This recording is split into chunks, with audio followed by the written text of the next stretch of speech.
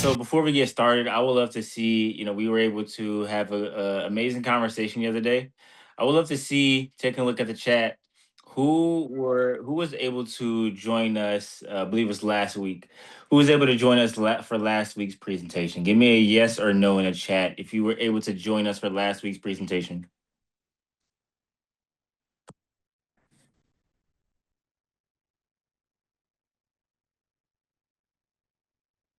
And by the way, just a heads up, we will be interacting a lot during this presentation, a lot of back and forth. So be prepared to respond in the chat, utilize your chat a lot, be ready, prepared to interact as much as you can. And so looking forward to that. And so again, let me know if you give me a yes or no in the chat if you were able to join us last week for our workshop presentation. All right. See people haven't been able to. So perfect. This information will be new, refreshing. Well, we are building on top of our last presentation. It'll be just as engaging and exciting. So I'm looking forward to it. And so with that being said, today we're going over how we can support and guide youth with redefining normal, and even diving into what that concept of redefining normal means. And again, my name is Justin Black. I'll share a little bit about myself that hasn't been shared maybe already.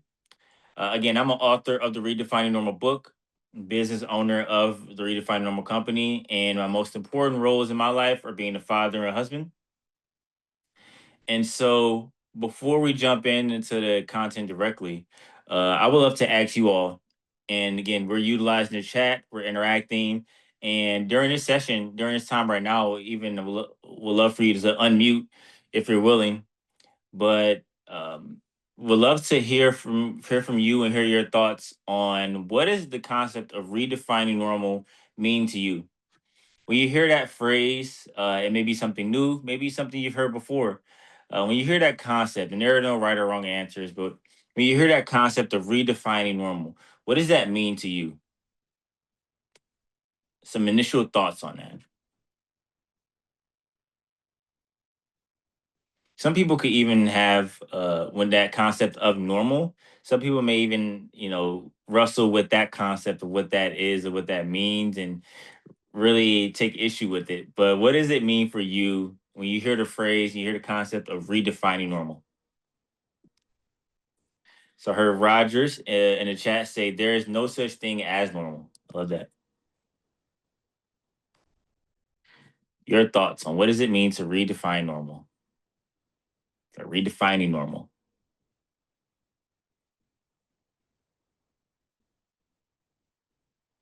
And I know it could be a hard concept, so take your time. In one that maybe new, when you have need to sit back and think about a little bit more. So challenging you to think about this for a while. What does it mean to redefine normal? So someone said finding what normal works the best for the individual person, eliminating abnormal. Uh, Love that. Great responses. And I've heard the joke a million times that normal is only a setting on the dryer. So I always appreciate that joke. Whenever people make it, heard it a million times, but I appreciate that. So continue to challenge ourselves in our thoughts and ideas of what does it mean to redefine normal. So diving into that concept a little bit. Oh, heard another response. So redefining a different than usual normal, like being a survivor of someone whom has passed. Now I appreciate that. Thank you for that. And continue to write your responses in the chat. I want to continue to see your perspective on what it means to redefine normal. And so my wife and I, both of us having lived experience in foster care.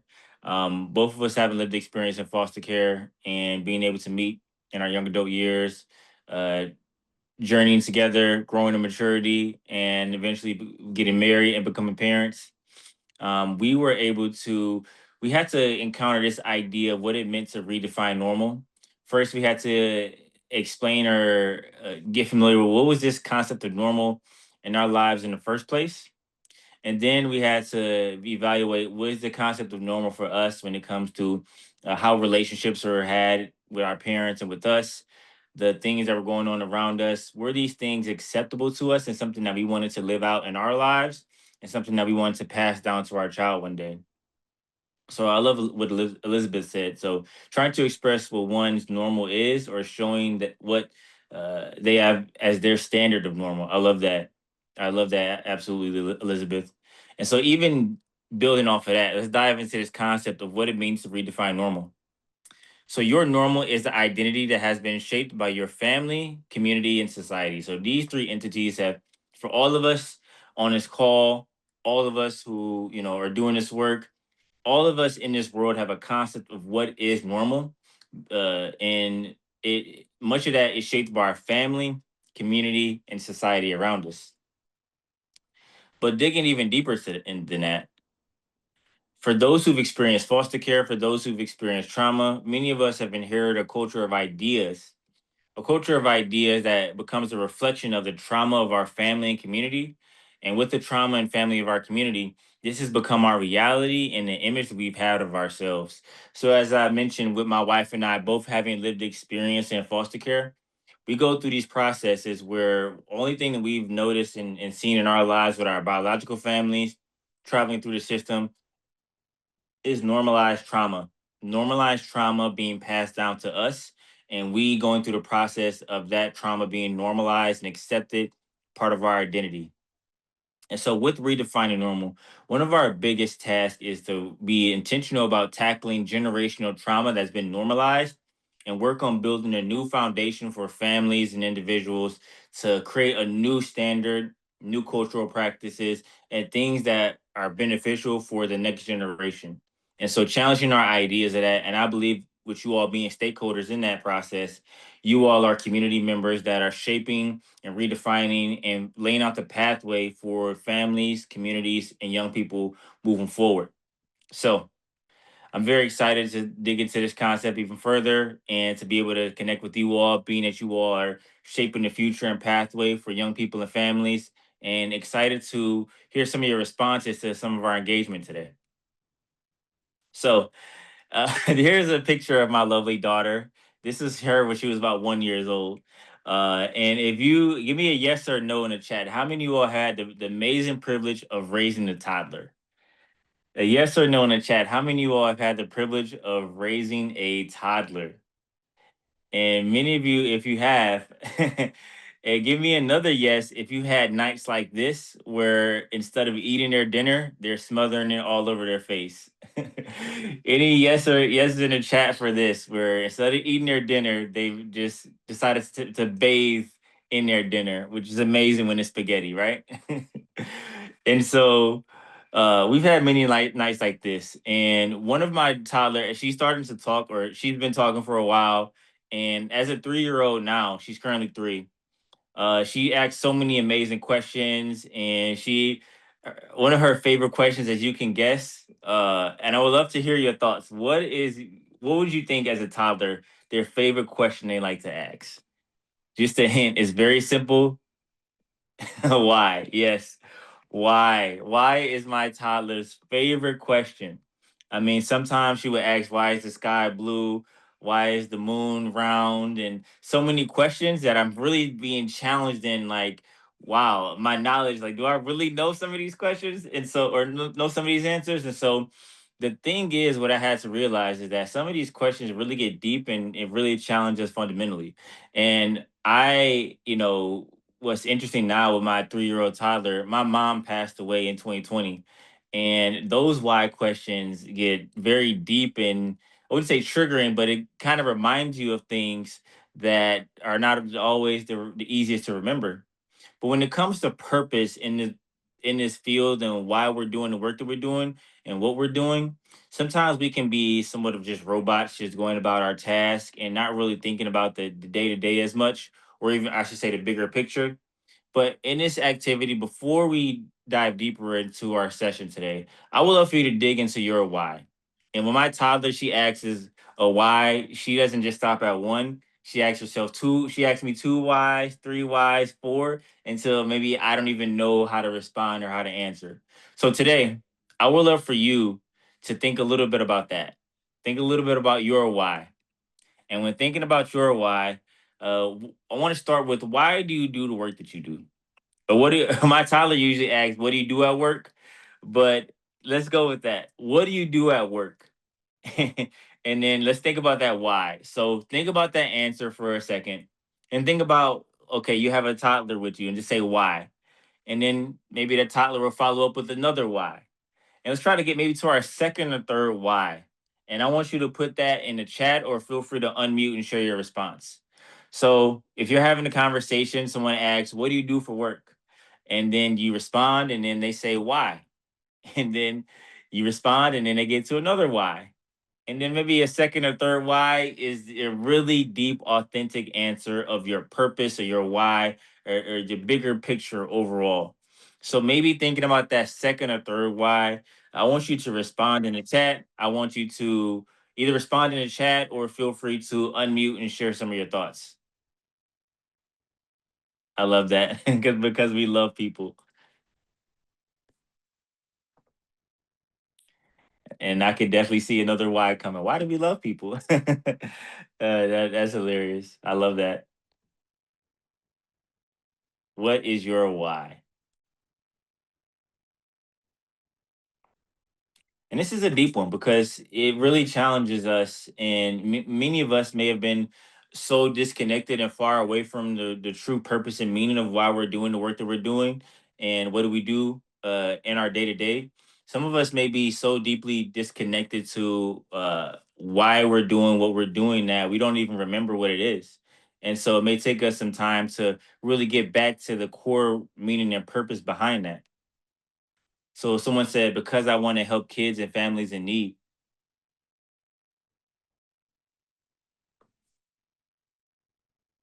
And I think that even as we dig through some of our whys, some of our whys may take us to a certain moment.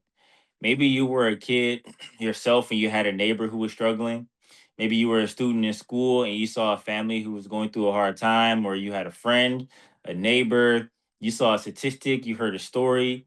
I really want you to think even deeper about that. That maybe there was a specific moment that kind of changed your perspective, that entered you into this field of work. It's been in my life since birth. I love that. This is amazing. And so thinking about that moment is huge. And if there was a moment that really triggered things, maybe it's a progressive thing over time that helped us to, realize how important this work is. Uh, so no, I definitely appreciate that.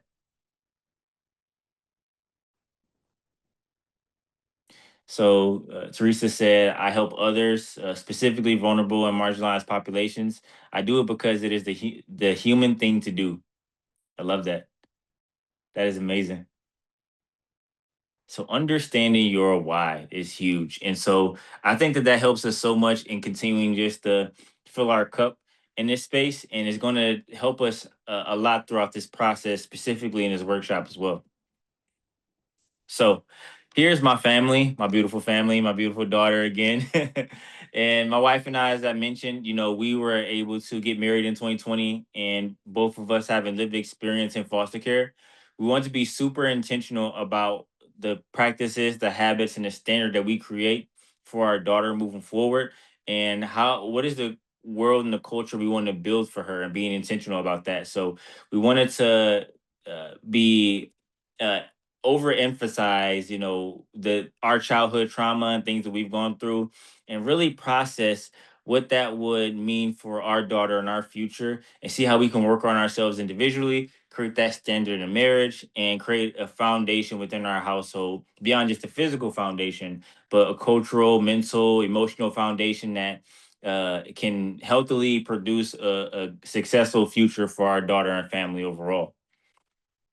But that wasn't done easily. It wasn't done easily, but we had to tackle many of the generational things that we've gone through. And when thinking about some of those generational things, and this during this part, I generally share bits and pieces of my story, and I do that to try to create an environment of vulnerability, so you all would be willing to share as well, and so we can connect. But also, as you think about your why, you don't forget the emotional relationship part of the work that you're doing. So when thinking about that, reflecting on my family history, I think about the generations of trauma that has occurred even before I was born. Thinking about the generations of domestic violence on my dad's side that occurred, and thinking about the 2 to 3 generations of drug abuse on my mom's side that occurred. And with me being the youngest of 5 kids, what did that mean for my identity? What did that mean for my life and my standard of growing up, and how I treated others, how I treated women around me, and me seeing the violence in my community, specifically in my household? What did that mean for me and how I love myself and love others and my identity overall? So during this process, going to school and being in different environments, I always interpreted that love hurts, and that being that you need to force people to love you through respect, a lot of times through violence and unfortunate circumstances in school, engaging in a lot of fights in elementary school, and in some strange way, in having those fights be a way that I gain friends and gain feel appreciated. And so during this process of being a child and having these generational practices go on, then later experiencing homelessness with my parents and my siblings, squatting in abandoned houses in Detroit, and just really going through this process of an unfortunate circumstance that later landed me in the foster care system at 9 years old. And during this process of landing in the foster care system, I understood, or I started to understand or feel as if my parents weren't there to love me, then who could ever love me at all? My parents weren't willing to do that. And at least that's how I interpreted things entering into foster care, that they gave up on me, or I'm not worthy of love. And I internalized that as my sense of worth, my sense of worthiness altogether. And so that was my process of internalizing the trauma that I've gone through, and the processes of entering into the foster care system, specifically at 9 years old. And so, how did I, and I'm jumping ahead a lot, but how did I really go through the process of kind of redefining what I saw as normal? We're going to dig into a lot of those concepts today, but what is my process and me realigning my purpose? One, overcoming a generational trauma. So, this started with a sense of forgiveness, which only took place in adulthood, when I grew in maturity, and I grew in just so many ways. I had to understand that the trauma didn't start with me. It didn't start with my parents, but it was something that was normalized for them and passed down to me in so many different ways. And so I had to understand a sense of forgiveness, that the pain and things that I've occurred and seen, that it wasn't necessarily someone to blame, but it was someone who had to take the responsibility of working on things for the next generation. So working on forgiveness for my parents and having a sense of empathy for them as well, on the things that they've gone through, as I learn more about their childhood and the chaos that they've encountered as well. Secondly, detaching trauma from my identity, understanding that, many of us, as we go through this process of redefining normal, for a lot of young people, students, in general, once we enter one environment and transition from the chaos and go to a new environment, many of us may feel as if the chaotic, trauma filled environment is a part of their identity, or it was a part of my identity. But entering into a healthier space, a healthier home, I felt as if I was an outsider, that I felt alone, that I was unworthy of those things, because my identity and my sense of purpose was attached to the trauma. But detaching that, I can enjoy new things, and I still can't have control over my future and my identity and what that looks like. Lastly, building a family. So with my practices, my habits, my character, at a certain point I had to think about, what do I want my son or daughter in the future to look up to, and what do I want the standard for to be for them. And so as we, as adults, as caregivers, teachers, and those in our role, as we are serving youth and families, we have to be more intentional about having them have a vision for themselves, and building the practices and habits that contribute to not only just who they want to be, but those that they're influencing. They may have little brothers, sisters, cousins, and kids one day. Them building the practices and habits that they want someone else to look up to one day, and being intentional about that. And I had to think about that myself. So I've talked a lot, but I want to hear from you now. So I want you to imagine this. Imagine you're a first generation college student. So no one in your family, or at least your immediate family, has ever experienced college. And just for even more information, you're not anywhere close to home. Maybe in a different part of the state, maybe even a different state, but you're a first generation college student in a new environment. Your family shames you for even going to college. So you go to college, you start to hear things from your biological family like, oh, you think you're better than us because you get an education. You're not the same. You don't come around anymore. You start to change some of the things you're interested in, and you're judged and attacked for that. And you're looked at as an outsider. You feel like an outsider. So you feel like the community that embraced you, the family that embraced you as a child and throughout your childhood is not the same anymore. So your circle is starting to change, and you're proposed with a situation where you either need to change for the better and grow and evolve, or you want to revert back to the old practices and habits of your old community, your family, and environment that may not be the healthiest and normalize practices that may be filled with trauma. And last but not least, you are more comfortable within the space of trauma. So instead of moving forward, you are more comfortable in the spaces of trauma. So here's the question I have for you. If you were in this situation as that student, first generation student, how would you get support?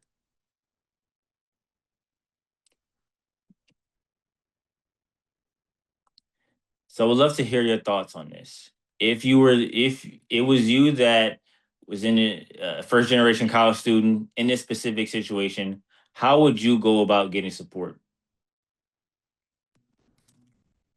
And to be honest with you, even if you want to share the honesty of, hey, there's not much support for students in this situation. And if you want to say, I have no idea what I would do, I would love the honesty.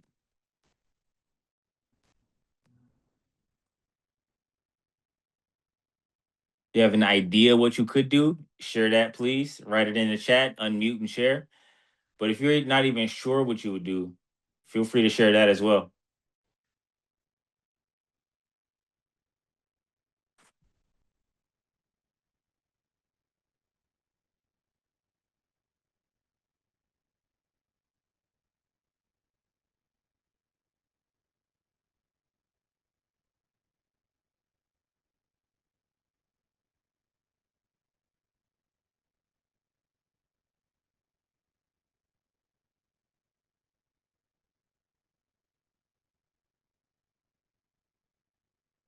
So looking at a few responses here.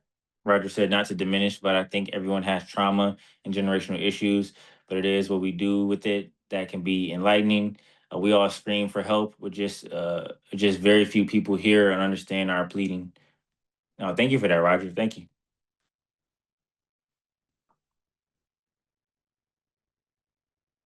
And while I will say, in response to that, Roger, I do think while many of us have generational issues, I do think there is, going back to that concept of normal, I do think that there is a certain aspect of generational issues and things that we encounter that may not be the healthiest, I would say. And while, yes, each and every one of us has things we've encountered and gone through, if you are, a kid who's grown up in, uh, you know, crime filled, unfortunate circumstances in certain communities, and that's been the normal process for you growing up, and men verbally and physically abuse women, and you are starting to kind of go through this process of redefining what that looks like. That is, and we go to a college setting, in a college classroom, you're faced with adversity, you're faced with different things. I think many of us struggle with the coping process of what that even looks like. How do you cope with those traumas, being in a new environment where anger, physical violence, these things are not acceptable in this new environment, in this new place, and no one's giving you the information, the knowledge, or techniques to process what that looks like. So another response says it would be incredible. It would be incredibly difficult to know what to do, but I have to seek support from friends and our students, other students. Thank you for that. Oh, those are great responses. I definitely appreciate that. So Elizabeth shared that I'm a first generation student, a first generation college student, and it can be hard when others don't understand what you're going through at times. I think it's important to talk to friends and significant others and have some sort of a supportive relationship you can talk to and kind of rely on in a way, even if they're just listening. And I love that. I love that, Elizabeth. Thank you. Having someone willing to listen, I appreciate that.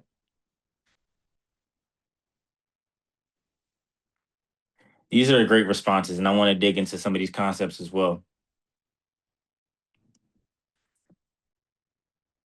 Any other thoughts on this? So again, first generation college student feeling out of place and like an outsider in a new environment, and you're feeling extremely uncomfortable, and you're starting to even notice that where some people from the outside world may see it as chaos and craziness in your old household or community is what you may see as something that's comfortable and normal for you.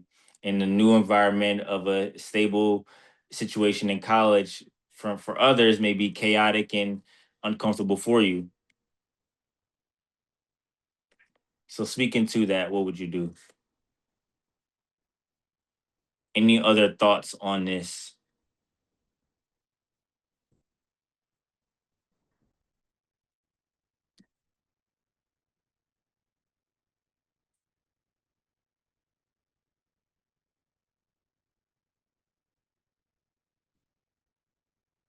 So another person said professional help, student services, possibly a therapy.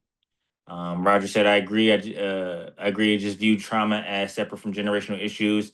I have both trauma, both from family and professionals and others, but I view the trauma as a separate issue." No, definitely, I appreciate that. Yeah, I can definitely see that being meshed into one is sometimes a bit confusing. So, yeah, I think all of us have generational issues, which is very huge.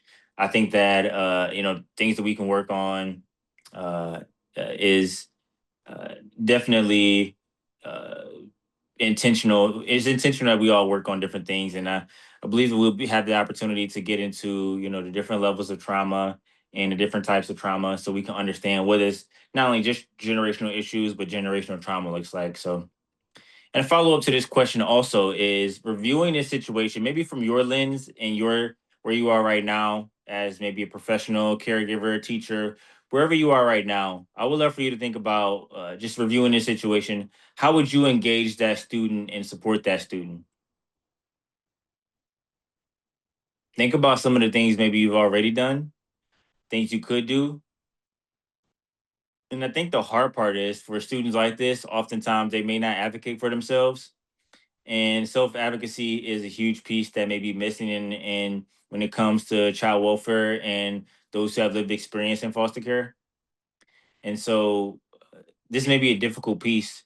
So even thinking about before you see the student, there may be red flags or certain things that you see to where you may want to talk with them, support them, and engage. What would that look like?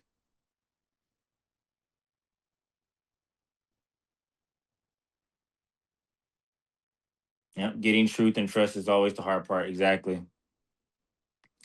I remember in one of our last sessions, and oftentimes people mention when it comes to trust and building a relationship, consistency being a huge piece of that. People are oftentimes not willing to open up, especially young people who've experienced trauma, and not often willing to open up and do it as easy or even willing to ask for help. But building a consistent, authentic relationship and seeing what that looks like can be extremely helpful. Now, for those who are teachers and those who are in certain roles, it may be sometimes difficult to build authentic relationships. Let's say if you're in a classroom with like 20 or 30 students, it may be kind of difficult to build authentic, intentional relationships with each and every individual. But I think acknowledging people for their uniqueness of who they are beyond just your role and their role is incredible, and providing opportunities to engage in a unique way can be extremely helpful also. So one person said, I think exploring with the student what success will look like for them. Maybe talking through what a pathway toward a different outcome would functionally look like in terms of day to day terms. I find that individuals who have experienced a lot of trauma in their families can struggle with connecting short term decisions with long term goals. Wow, that is incredible. No, I love that. So, yeah, digging into the day to day, huge. But I know for a lot of young people who, especially have experiences in foster care, the day to day may look so difficult, especially going from one home to another, not knowing, not having security and stability in your situation. It can be extremely difficult to think long term where you may not know exactly where you'll be or what you'll be doing. But along with what you said, I think that seeing the opportunities that allow young people to have power and control over their life, where there may be areas that are out of control, when it comes to our relationship, maybe with parents, with loved ones, those things are somewhat of out of our control. We can, engage and do certain things, but in reality is it may not be healthy for us all the time to have such close relationships with people who may not have processed their trauma and things that they've gone through in a certain way. And so it's necessary to see what are the things in our control and how we can do best with that. And so I think that that's a huge point to follow up with and think about as well. So I love what Roger said. So real talk with actual action is the only way I found that truly makes a difference. Actually sharing yourself is usually the best way to start and that he's found. And so I appreciate that. Being authentic and being intentional. And what that requires, it looks like sometimes not I would say stepping out of your role as whatever role you are currently in, but I would say beyond your role. I believe all of us may have like job descriptions and things that we can do that maybe require the bare minimum. But if we see something that can be done, like this student specifically in this situation may have some red flags and some things that they may need to be checked in on or supported in an extra way. And so, how can either you get involved in just being authentically there for them, as someone to listen and someone to ask the questions, and also surrounding them with maybe you have barriers and limits of what you can do, but engaging and getting others involved as well on how they can support and constantly checking in on them to see where they are and not falling through the cracks on that. So yeah, showing up in a real and authentic way and an actionable way. So thank you for that, Roger. And so, following up on that, one of my phrases and ideas that I love to think about a lot is the hero aspect and the savior aspect. So, many people who are adults and professionals in this space, when we think about our why and we think about why we're doing the work that we do, initially, many of us may have approached this as if we were a hero. And I love my wife's adoptive dad. He used to say when he started fostering and adopting, he thought he had an S on his chest, and he thought the S on his chest stood for Superman. But once he started to get into the process of fostering and adopting, and he saw how difficult it actually was, he noticed that the S on his chest actually stood for stupid. And so those are his words, not mine. And so going through that process, it was difficult for him to kind of switch his perspective from a savior and a superhero to someone who is a puzzle piece. And when we change our perspective from a hero to a puzzle piece, what we realize is that while our role is extremely important and things we say and do and authentically show up, our why can still have a great impact. But it comes along with many other puzzle pieces that create a perfect picture and pathway for young people and youth to move forward and have success. And what does that puzzle piece look like? What do the puzzle pieces look like? I believe that looks like community. And give me a yes or no in the chat. How many of you all have heard of the 7 life domains? Quick yes or no in the chat. How many of you have heard of the 7 life domains?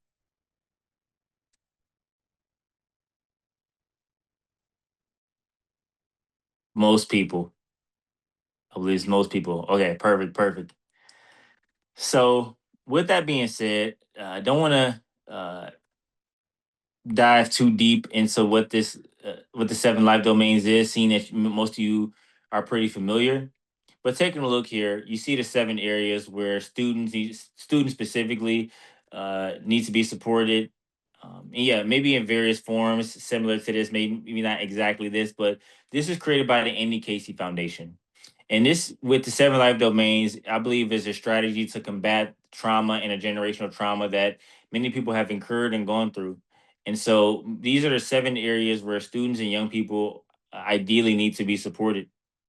And so for myself, when I was a college student, I went to Western Michigan University, and Western Michigan in Kalamazoo, about 2.5 hours from Detroit.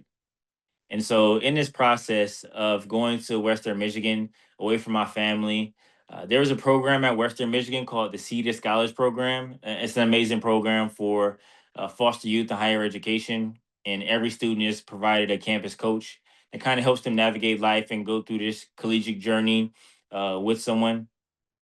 And so during this process, I believe every week or bi-weekly, you will meet with a campus coach. And my campus coach will oftentimes pull out the seven life domains to see what area was I struggling the most and how could I best be supported. And so my freshman year of college, I jumped in unorganized and know what to expect and know what I was doing. And I failed a few quizzes or a few exams. And during this process, I thought, man, I'm failing exams. I'm going to lose my housing. I'm going to lose my scholarship. I'm going to get kicked out of college. I'm going to go back to Detroit and just be homeless, and I don't know what to do. But he paused me and allowed me to take a step back and said, let's take a step back and think about this. And separated in seven life domains, he saw that I was struggling in certain areas like my mental health, social relationships, and those were like a domino effect. Seven life domains playing somewhat of a domino effect to where one thing crashes down and the other things start to crash down as well. So my mental health and social connections start to impact my education, and my education tied to my housing and so many other things. So this is super important. Thinking about like the seven life domains and how we can be intentional about that. So, when thinking about the seven life domains, the question I would like to ask you all is, what areas does your youth or young people that you're serving hold the most trauma and triggers? I can tell you already that for a lot of young people, housing may be the most because there's so much homelessness that people have experienced. But for what you've seen and what you've experienced serving young people and families, what have you seen has been the most triggering or traumatic area of focus related to the seven life domains for young people and youth? And I'll go back so you can see the seven areas. But looking at these seven areas, what have been some of the areas uh, that hold the most trauma and triggers for young people and families? Oh, Roger, I love it. Yeah, go Broncos. uh, oh, did you say Western is your school of trauma? Oh no.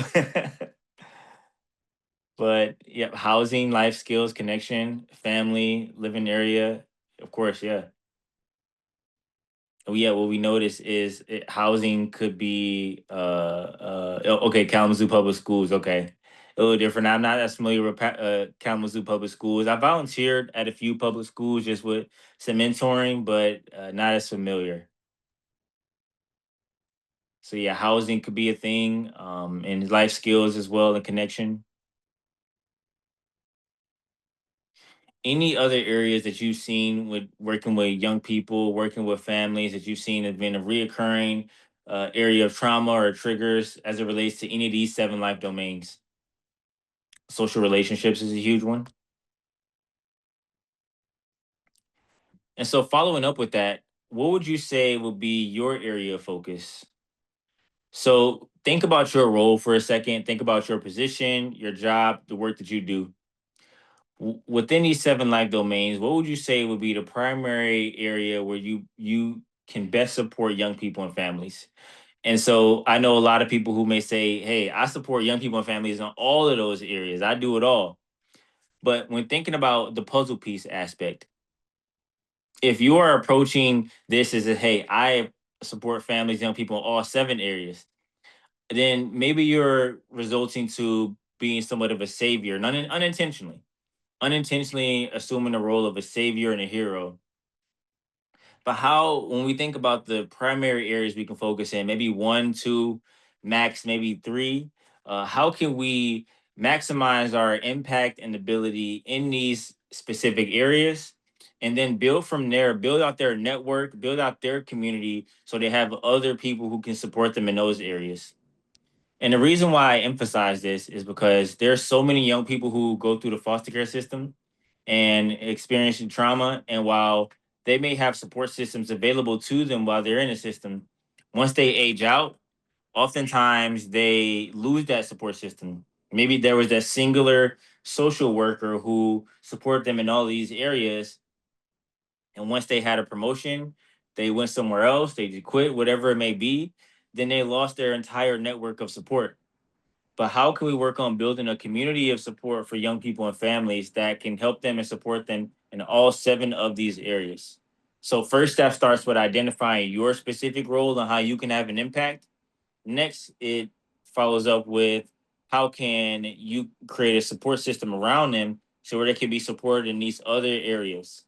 So, really quick in the chat, feel free to share maybe one or two areas, depending on your role, where you best support young people and families.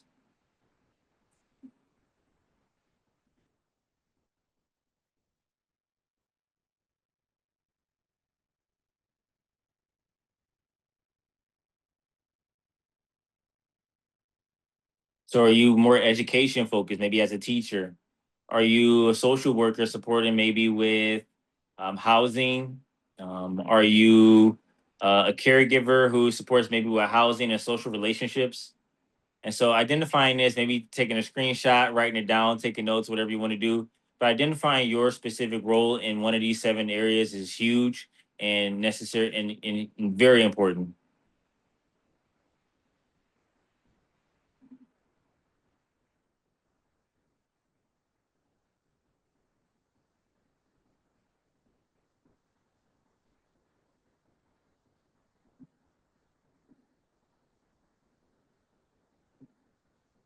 All right, perfect, perfect. And so following up with the seven life domains, it also goes into understanding how is your work fulfilling others' needs. And I'm sure all of you have heard of the Maslow's hierarchy of needs. And this is basically a pyramid that shows where every single individual, not just foster care or trauma, but all of us, where are all of our areas of fulfillment? How is our role of what we do fulfilling a need? And all of us need to be supported in these areas of self fulfillment, psychological needs, and basic needs. But understanding our role, our why, maybe when you go back to thinking about your why, you can think more about like I'm supporting with self fulfillment. My role and my why goes to supporting and serving in basic needs, or my whatever it looks like.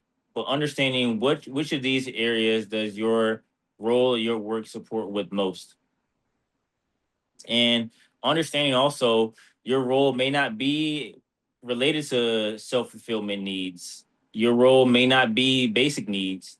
With redefining normal, I had to realize that while I can point people to resources and pass along information, the work I do with redefining normal, it didn't exactly cover the basic needs for the foster care youth that I did workshops with and served and helped. But building that relationship, helping them, giving them the confidence and self fulfillment, supporting them that they can advocate for themselves and they can speak out and have that confidence, helping them understand that they can be successful. And if they are struggling with those basic needs, then they have the confidence, the strength to be able to advocate for themselves in that way. So, someone said, as a family support worker, I think help more see. I think I help more with social relationships and connections by helping them coordinate visits with family members or siblings and trying to explain what a healthy relationship looks like. I love that. That's amazing. Helping them pretty much establish boundaries and everything. I appreciate that. This can be difficult with past trauma or depending on the history of the relationship itself. That's huge. That's definitely huge. And being able to navigate that is extremely difficult, but I think one thing you mentioned, that providing the advice and on what a healthy relationship looks like, because a lot of young people may not have that information on what a healthy relationship looks like and that standard. And so I appreciate you being able to fill in that gap of information so they can and start create a standard for themselves. Again, we talk about a standard for the future. And with me meeting my wife, before we were married, I had to start to work on what would be my standard for a relationship that I want to have, both personally, with myself, with friends, with a romantic partner. What is that relationship going to look like? And having that standard, having that vision. Because if we don't have a standard and vision for what that relationship may look like in a healthy relationship, then naturally we will fall back into the habits and practices of the unhealthy relationships that we've seen. And how many women have we encountered who have grown up seeing abuse and their mother being abused, and they naturally seem to connect with those who abuse them also. And so, uh, understanding and having a standard for a relationship and being able to live up to that and establish that boundary is huge. So thank you, Elizabeth, for sharing that. That's huge. And so one of the things that is huge when it comes to much of the relationship building and the work that we're doing with redefining normal, helping others and families redefining normal is leading by example. And when leading by example, we have to do a lot of self reflection. Within the self reflection process, I've noticed that as I traveled through the foster care system, the things that I've seen and experienced was very difficult for me. For time's sake, I won't dive into each and every point on here, but understanding throughout my journey through foster care, uh, experiencing secondhand trauma, other people's issues, and really getting down on myself because of the issues I encounter with other people, and leading by example, understanding that with my foster dad, my interaction with my foster dad, having bare minimum grades and terrible grades in school, bringing home C's and a few D's and maybe an A, that one A, maybe even in gym, and going through that process of understanding, trying to build confidence and bringing home that report card to my foster dad, him telling me that, wow, this is better than I thought you do, having that expectation and that weight on me for no one really has any standards or a vision for me to be successful, people having low expectations for me, and then going on to have comments and conversations where it's like, you live in my house, you live in my rules, and you're eating my food and sleeping in my bed. And that sense of ownership and those negative feelings towards young people can oftentimes resonate in our actions, our words, and the things that people then how we feel, and ultimately become a self-fulfilling prophecy. And so, I think leading by example is not only just an option, but is necessary when we think about going back to our why and the ultimate purpose, and what do we want to, and how do we want to influence young people and families overall. So one of my favorite slides that I usually go over is the problem focused side versus the solution focused side. And so just being vulnerable, uh, let me know how many of you all have found yourself on the problem focused side.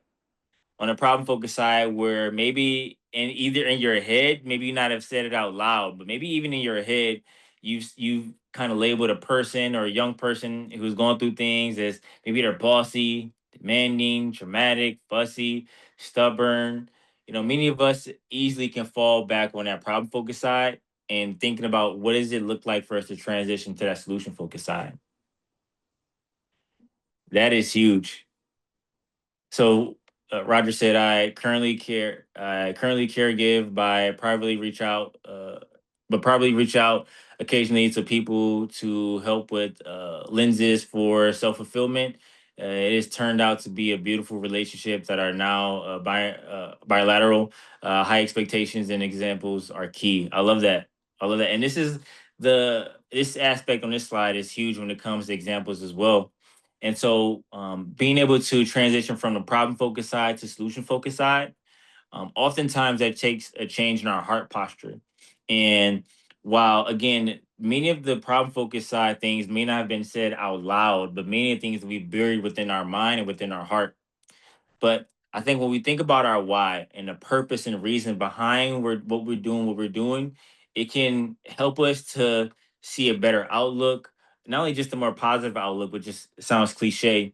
but the words that we are putting into the lives of young people and families are building up their future and the things that they say to themselves subconsciously. And so, how can we change our perspective from someone being bossy to a natural leader and so many other aspects, even when things happen, you're serving young people, things are going in the wrong direction, crimes and trouble, and so many other things. How can we continue to point people in the direction and the light that they should go, rather than continue to beat them down over the mistakes that they've made? I think that transitioning from problem focus to solution focus is the key to that. But in order to do that, making sure we're changing our heart posture with how we serve and love is key. And so, some of the words that I want to give you to change our heart posture as we wrap up today's presentation is the action steps of love.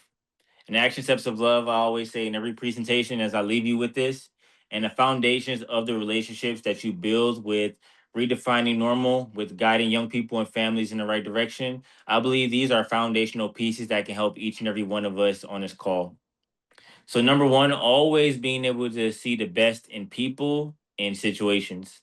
And knowing that, if things go down, I mean, I've talked to foster parents who, told me crazy stories around a young person taking their car, driving it into a mailbox, and they take away, like, at least they're still alive, and they are able to come home and they're safe, right? And so, how can we work on seeing the best in people and situations, and working on doing life with people?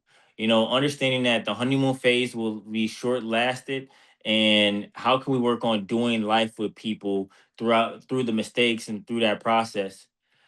Oftentimes, that looks like truth and honesty, not holding back how we feel, but working on how we can express that in a more healthy, positive way that again points them towards the light and seeing the best in them, but also displaying patience in the process. And that being a huge piece that I think displaying patience, as I've heard from a mentor of mine, is that patience means long suffering. So making sure that part of your why and the reason you're with them or serving is not only just for the temporary, but it's for the long haul and the long suffering. So through the ups and downs, you're with them through that and consistently showing up in that way, and also acknowledging any resentment, envy, hatred in our heart and in our mind, and being super intentional about that. Again, situations with my foster dad having the resentment buried down, that comes out in one way or another. And last but not least, the forgiveness piece. When you're doing this for the long run, for the long haul, you want to see the long success of young people and families. Forgiveness is key, not only just for them, but for yourself as well, acknowledging that you will make mistakes also. So, closing remarks for today. Again, we started off with vulnerability, and vulnerability is necessary for building relationships, for redefining normal, and guiding young people in the right direction. So, if we want to be able to work on helping guide young people and families in the right direction, it takes vulnerability and building that relationship to have someone's heart, to have someone's ear, and being intentional about that. Understanding that mistakes are a part of the process, that forget that forgiveness piece is huge, but that consistently showing up despite your mistakes or their mistakes is necessary, and always being willing to learn. I think once we come in with a heart and an ear to learn, is huge, and we enter a relationship with that mindset. We come in as listeners, we come in empathetic, we come in wanting to see the best for young people and families. So always having the willingness to learn is key as well.